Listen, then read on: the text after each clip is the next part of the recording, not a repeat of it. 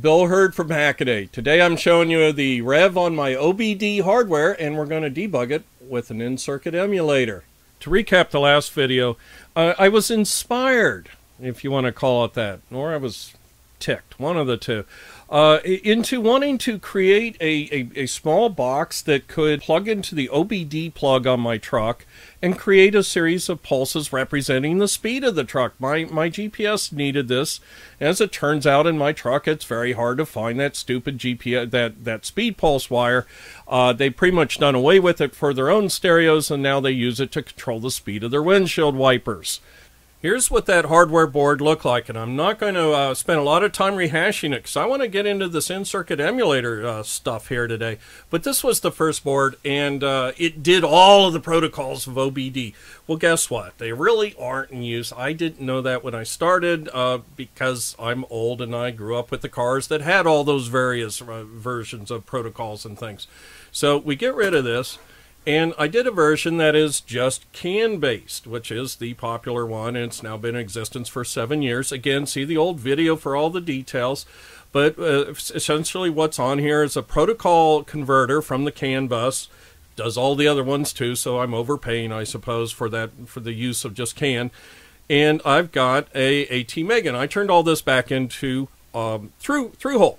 See this? It was this strange mixture of surface mount for the chips, and I was standing resistors up because I just really hate putting on 40 resistor SMD resistors because I can't read the color codes on them. I'm always getting confused. I end up throwing them away once I get my piles like wiped out or something.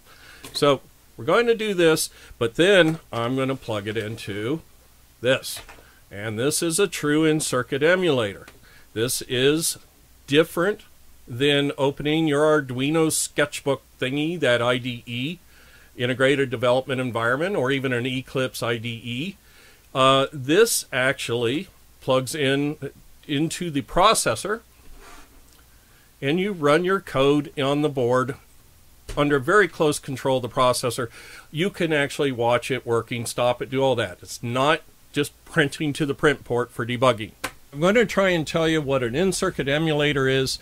I don't see it mentioned a lot in all the stuff going along with Arduino-ish things, and I think there's some reasons for that. First, it's already made. Everything already works when you're trying to write code. So you're talking to a computer, small as it is, microcontroller, that is done.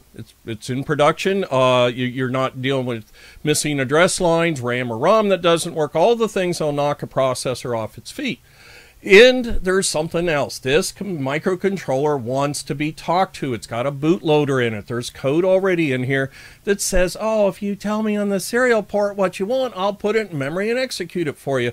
By the way, if it's wrong or right, I'll try and, I'll use my terminal port, console port to tell you about it, right? Because you can only debug by watching LEDs flash or what the serial terminal puts out. And we do a lot of that, right? And that's not only it. There's another processor on here, controller, and that's the thing that says, well, let's use the USB port, and so it's actually another Atmel or a smart USB controller, depending on one of the versions. There's so many of these. So that's fine for talking to this, and I'm a lousy programmer, right? So I'm printf statements everywhere. But this is not how I grew up. I grew up using ICEs, in-circuit emulators. Why did I do that? Well, when I design a computer from the ground up, nothing works. Literally nothing works. I have a processor. If I'm good that day, the oscillator came up, the reset circuit did its job. But unless all the address lines, all the data lines, all the bus control circuitry works, and I can get to the EEPROM to get my reset vector, and then that takes me somewhere, and that place works, and the RAM works where I pushed onto the stack and when I jump.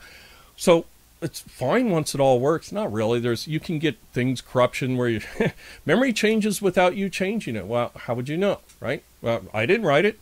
Well, the hardware failed, right? We got to deal with that. So how do we do it? We plug in a processor that is so much under our control that even if the circuit's broken, it tells us what's going on. In the, like a 6502, you would actually pull it out of the socket, plug in this cable, and there's a 6502 up here that was actually running, and he's kind of buffered and stuff so you don't blow him up. And he would go, yeah, I'm going, oh, look, there's no RAM. And I'm still alive to tell you there's no RAM because he's living up on a different assembly somewhere.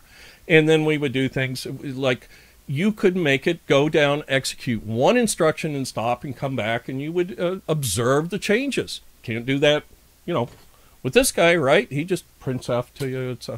So that's what an in-circuit emulator does, is it allows us to control that processor. In the case of the Atmel, we use debug wire on the one. There's all kinds of ways to do it. You can use different technologies, but on these real small things, and my real small thing, I'm using debug wire, a one-wire debugger. How can that work? Because the chip was designed to use it. It's already got an interface where you can say, oh, set your break instructions. Here's even a new instruction that says, stop what you're doing and go report back to this thing controlling you. So, great. I've got a one-wire interface on these guys. You have to desolder some capacitors because it's actually the reset wire, and they like to put a capacitor so it comes up slow, turns on after a power cycle. I'll show you that, a little bit of that. But that's the idea behind an in-circuit emulator, is now we're executing code on the board under our control, not just flinging it over the wall and telling it to print back some of its statuses. I love that. All right, I'm a hardware engineer. I want to look and peek and poke memory. I want to watch it change. I want to write to registers. And in fact, being the horrible coder that I am, when it didn't first come up, I just poked at the register. That was my first guess of what I'd blown, and it comes up. I'll show you that. I forgot to set the data direction register on the timer, right? So to plug the ICE in here, I've got the ICE lid off. They show you how to take it off, and I took it off. I mean, you might as well be able to drop metal and stuff and short it out, like in true hardware fashion. And I like the look of it laying around like that.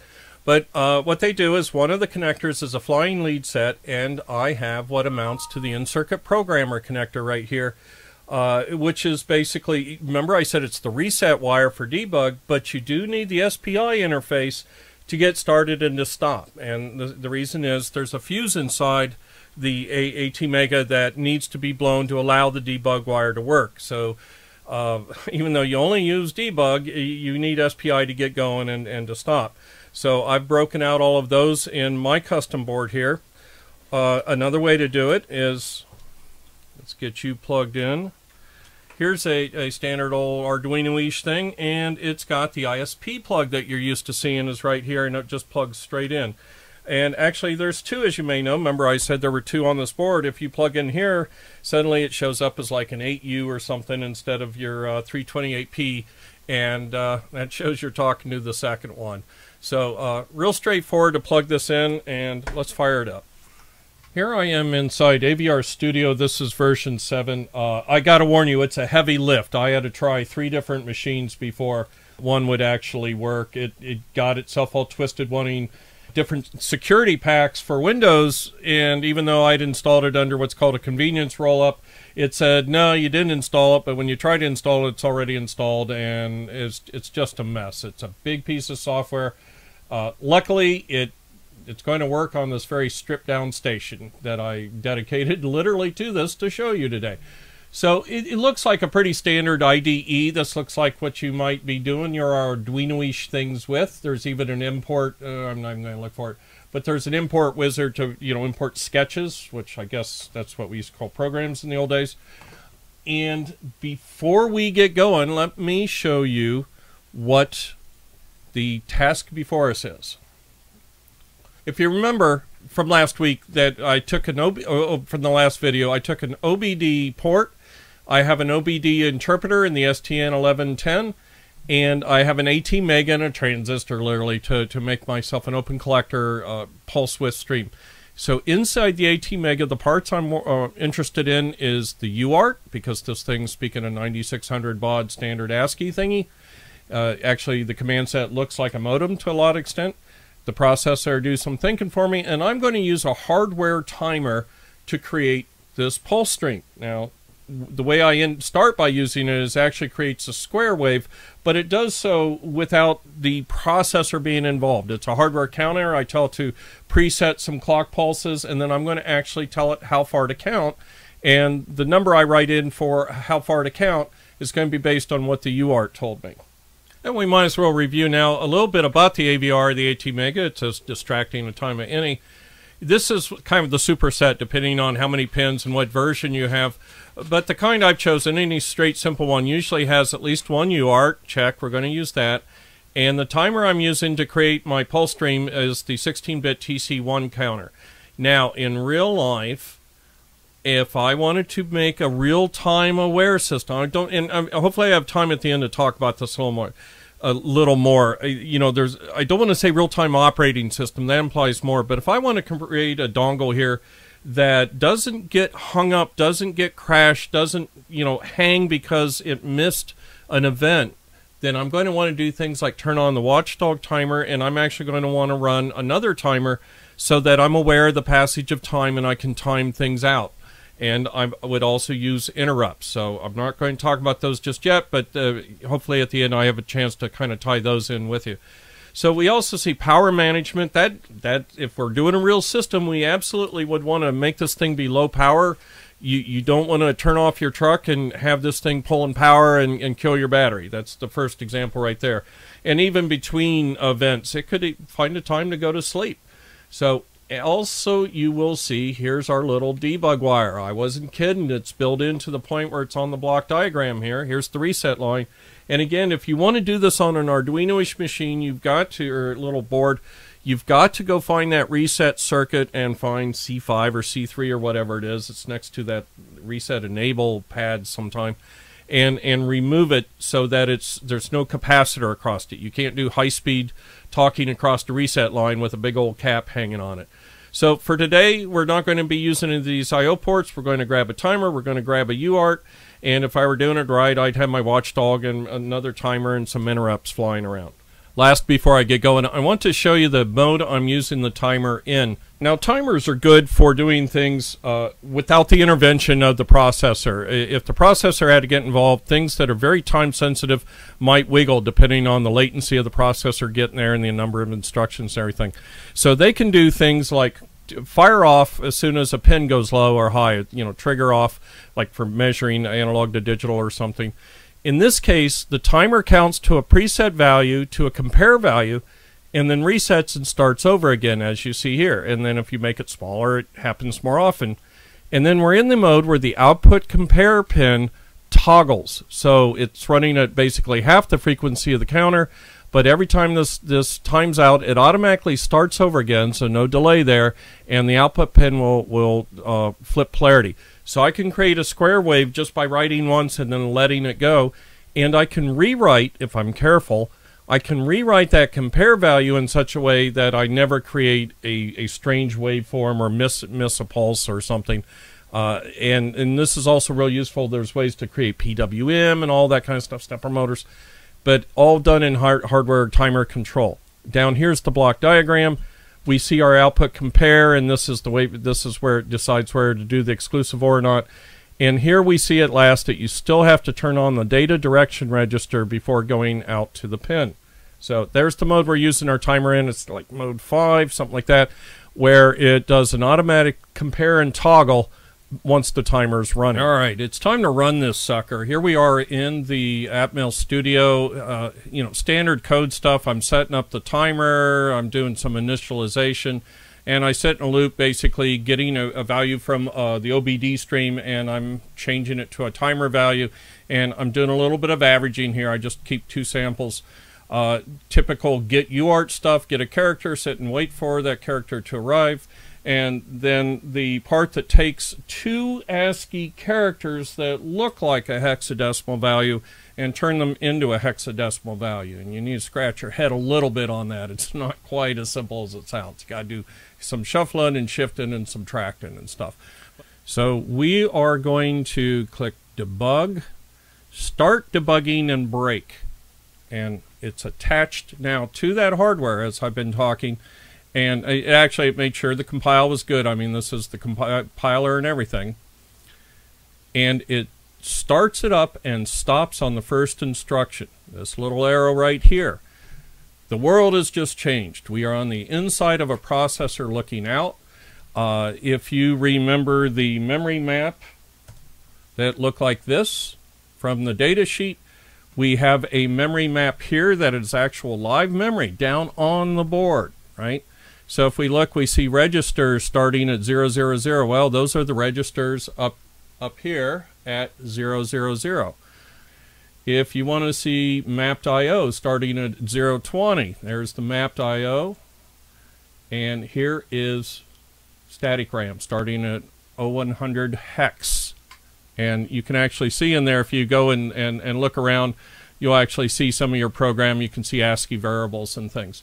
You can read and write to this RAM right now. You can stop the program, look at variables. This is really cool stuff, right?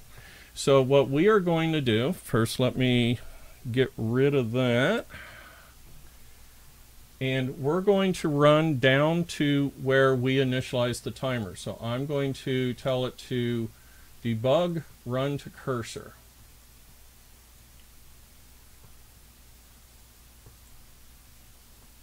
Okay, now I also should show you the disassembly underneath. Remember, you don't run C, you run machine code, assembly code on the processor itself.